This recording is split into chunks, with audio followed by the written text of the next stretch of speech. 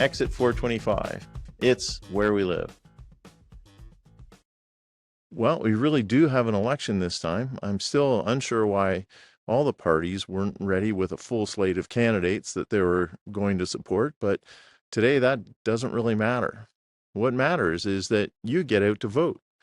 Kudos to all those who've voted early, and kudos to all those who had made their decision nice and early.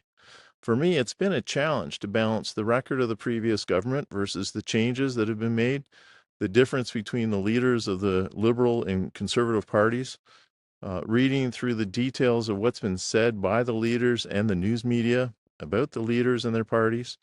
It is interesting to see how vastly different reporting of our three major newspapers is in this area.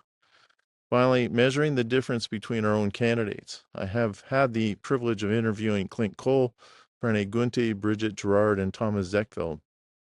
I'm impressed by everyone anywhere who is on a ballot, but I appreciate these four for their commitment to openness and engaging constituents and allowing people to hear their views in their voice. Shout out to J.S. Mill. Because democracy does not end when the polls close tomorrow.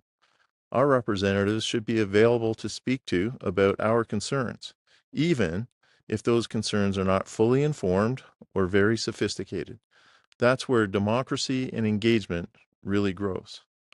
On that note, my final decision will be swayed by the presence, finally, of a local candidate with a solid leader. Thankfully, neither leader is showing condescension right now.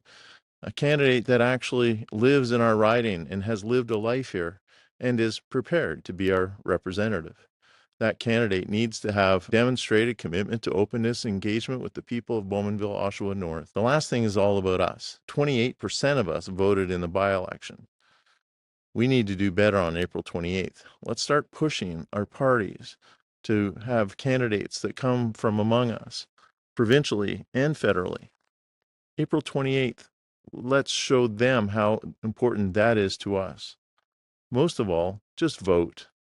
I know I will have the same expectations of my MP on April 29th, regardless of what party they represent. Steve Ray, Exit 425.